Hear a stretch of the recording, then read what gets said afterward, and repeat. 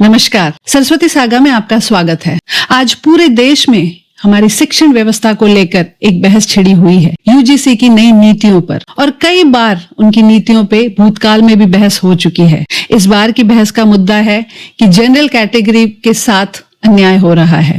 UGC की नीतियों का बहुत बड़ा आधार है हमारे देश में स्थापित वर्ण व्यवस्था। प्रश्न ये है कि जिस वर्ण व्यवस्था को वेदों ने स्थापित किया वो इतनी त्रुटित थी, इतनी वीक थी कि किसी के साथ उसके जन्म के आधार पे अन्याय करती। आज का वीडियो न किसी वर्ग के पक्ष में है, न किसी वर्ग के विरोध में।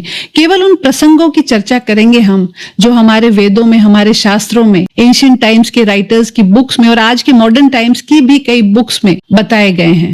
विश्लेषण आप स्वयं कीजिएगा, लेकिन चर्चा करने से पहले कृपया चैनल को सब्सक्राइब करें, और अगर आपको ये वीडियो अच्छा लगे और आप इस सभ्यता के बारे में कुछ बताना चाहें तो कमेंट में हमें अवश्य बताएं। आइए थोड़ा पीछे चलते हैं, उस समय में जब वर्ण व्यवस्था की स्थापना हुई। वैदिक भारत में वर्ण व्यवस्था जीवन की शुरुआत नहीं होती। जीवन की शुरुआत हर बालक की होती थी शिक्षा से। फिर वो चाहे राजा का बेटा हो, धनी निर्धन का बेटा हो, उसका पहला पड़ाव होता था ब्रह्मचर्य। उसके बाद गुरुकुल आश्रम, एक समान डिसिप्लिन, एक समान रूल्स, सादा जीवन, कोई वर्गीकरण नहीं था। वर्ग का जो डिसीजन है वो उसकी शिक्षा के कुछ समय बाद निर्धारित होता था, उस व्यक्ति के स्वभाव, प्रवृत्ति और क्षमता के बेसिस पे। ऋग्वेद हमारा सबसे पुराना वेद, आप सब जानते हैं कि इसमें मंडल है और उन मंडलों में सूक्त है। तो ऋग्वेद के 10वें मंडल में 90वां सूक्त, पुरुष सूक्त, ये वो पहला ग्रंथ है जहाँ पे वर्णों का उल्लेख मिलता है। लेकिन पुरुष सूक्त एक दार्शनिक प्रतीक है। वेदों में कई बातें आपको एग्जाम्पल्स के द्वारा समझाई जाती, और इस सूक्त में पूरे समाज को एक पुरुष के रूप में समझाया गया है। ब्राह्मण वर्ग उसके मुख से पैदा होते हैं और इसीलिए उनका जो डोमेन है वो है वाणी, ज्ञान और शिक्षण। क्षत्रिय उनकी भुजाओं से, उनके आर्म से, और इसीलिए उनका जो डोमेन है वो है शक्ति, रक्षा और शासन। वैश्य कम्युनिटी उनकी थाइज, जांघाओं से, और इसीलिए उनका काम है उत्पादन, पोषण, अर्थव्यवस्था, स्टेबिलिटी देता है वो। शूद्र जो है वो पैरों से, कौशल, आपको मोशन देता है, आपको आगे बढ़ाता है। शरीर का एक एक भाग एक एक वर्ण के रूप में आपके सामने रखा गया है। अब आप स्वयं ये तय कीजिए कि क्या आपके पांव कम महत्वपूर्ण है आपके हाथों से, या क्या आपके हाथ कम महत्वपूर्ण है आपके मुंह से। हर अंग का अपना स्थान है और हर अंग का अपना महत्व है, और इसी तरीके से हर वर्ण का अपना स्थान और महत्व वेदों में था। पुरुष सूक्त कहीं नहीं कहता कि वर्ण जन्म से तय होता था, कहीं नहीं कहता कि शिक्षा किसी एक की बपौती थी। वर्ण का आधार जन्म नहीं, गुण है। इसका आधार श्री कृष्ण ने स्वयं गीता में दिया है। चातुर्य वर्णम माया सृष्टम गुण धर्म विभागस्य तस्य कर्तारमपि माम विद्य कर्तारम व्ययम। यहाँ श्री कृष्ण ने स्पष्ट कर दिया है कि 4 वर्ग, ब्राह्मण, क्षत्रिय, वैश्य और शूद्र, मेरे द्वारा बनाए गए हैं। ये वर्ग गुण और कर्म के आधार पे बांटे गए हैं। अब बात करते हैं कि वैदिक परंपराओं में वर्ण किस तरह से बनते थे। 2 एस्पेक्ट्स थे, आपके गुण और आपके कर्म। आपके गुण तय होते थे आपकी शिक्षा के बाद। वेदों में बताया गया है कि मानवों में 3 तरह के गुण पाए जाते हैं, सत्व, रजस और तमस। जिसमें सत्व गुण होता है उसमें ज्ञान की जिज्ञासा होती है, आत्म संयम होता है, सत्य और करुणा होती है। सत्व गुण ज्यादा मिलते हैं उसको ब्राह्मणिक रोल दिया जाता था। रजस गुण जो होता है वो ऊर्जा, पैशन, नेतृत्व, कर्मशीलता, लीडरशिप को रिप्रेजेंट करता है। जिसके भी नेचर में ये क्वालिटीज, ये गुण पाए जाते थे उसको क्षत्रिय की भूमिका के योग्य माना जाता था। तमस जिस भी मानव में स्थिरता, श्रम यानी कि हार्डवर्क और स्किल जिनके हाथों में होती थी, जो एक सिंपल जीवन जीना चाहते थे और जिसके भी नेचर में तमस गुण ज्यादा होते थे, उसे शूद्र की भूमिका दी जाती थी। कई लोगों में 2 गुण थोड़े थोड़े तौर पे पाए जाते थे, और यही थी वैश्य कम्युनिटी।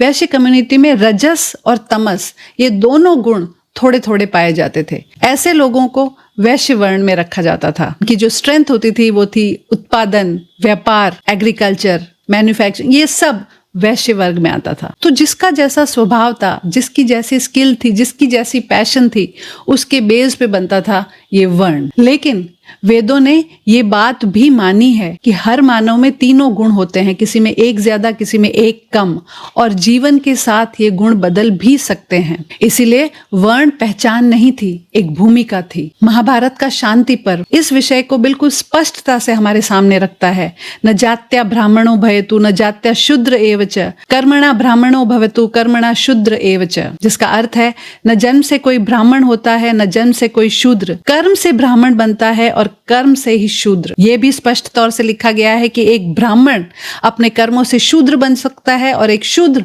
अपने कर्मों से ब्राह्मण बन सकता है। तो वर्ण जन्म के साथ जड़ नहीं था। तो ये थी मूल व्यवस्था। जैसे जैसे समय बीता, जैसे जैसे युग बीते, वैसे वैसे जो मनुष्य की अपनी सोच है, जो मनुष्य का अपना दम्भ है, उसकी वजह से इस व्यवस्था में भी बहुत तरह की त्रुटियां आई। हर सिस्टम धीरे धीरे करप्ट होता रहता है। वैसा ही कुछ इस सिस्टम के साथ भी हुआ हो। जाति, ये जो हमारे बाद के शास्त्र हैं उसमें ये शब्द आता है, लेकिन जाति का मतलब तब जीविका था, पेशा था। जो ये मेरा जो अवलोकन है वो ये है कि ये वर्ण बने और उसके बाद जैसे पृथ्वी पे मानवों की संख्या बढ़ती गई, वर्ण में जो लोग थे वो बढ़ते गए, तो जीविका के आधार पे छोटे छोटे छोटे गुट बन गए। जैसे आज भी हम देखते हैं कि जो बिजनेस कम्युनिटी है, तो केमिकल वालों का एक अपना एसोसिएशन होता है, टेक्सटाइल वालों का एक अपना एसोसिएशन होता है, सोसाइटीज होती हैं। उसी तरीके से कुछ ऐसे समूह बन गए जिनका आधार उनकी जीविका थी, उनका प्रोफेशन था। तो एक ही वर्ण के भीतर अनेक जातियां होती थी। हमारे सामने जो एक और बड़ा प्रमाण है कि पुराने समय में हमारे समाज में मान सम्मान जन्म के आधार पे नहीं था, वो था हमारी भक्ति प्रणाली। सुत गोस्वामी भागवत कथा के माध्यम से ऋषियों का मार्गदर्शन किया। कनकदास भक्ति और वैराग्य से कर्नाटक की चेतना बने। कांचीपूर्ण सेवा और चारित्र से रामानुज परंपरा में सम्मान पाया। तुकाराम जी, सूरदास जी, अनेक ऐसे नाम आपके सामने आएंगे। इन सभी ने समाज में नेतृत्व और सम्मान अपने जन्म से नहीं, अपनी गुण, भक्ति और ज्ञान से किया। ये जो संत थे, इनका कई लोगों ने विरोध भी किया। विरोध कुछ ऐसे लोगों ने किया जिनका अपना स्वार्थ था, और ऐसे प्रसंग हमको कई जगह हमारे इतिहास में मिलते हैं। संतों के बाद बात राजाओं की। अगर वर्ण व्यवस्था इतनी जटिल या रिजिड थी, तो फिर कैसे इतने राजे महाराजे हुए हमारे इतिहास में, जिनकी पृष्ठभूमि पे आज भी विवाद है। चंद्रगुप्त मौर्य, आज भी विवाद है कि वो किस वंश में जन्मे थे। उन्हें राजा बनाया चाणक्य ने उनके गुणों को देखकर। दक्षिण भारत के बड़े बड़े साम्राज्य, चालुक्य, राष्ट्रकूट और चोला डायनेस्टी, इन सभी वंशों की उत्पत्ति उनकी स्थानीय शक्तियां और उनके नेतृत्व के बल पे हुई। और उसके बाद उन्होंने क्षत्रिय वंशावली का दावा किया।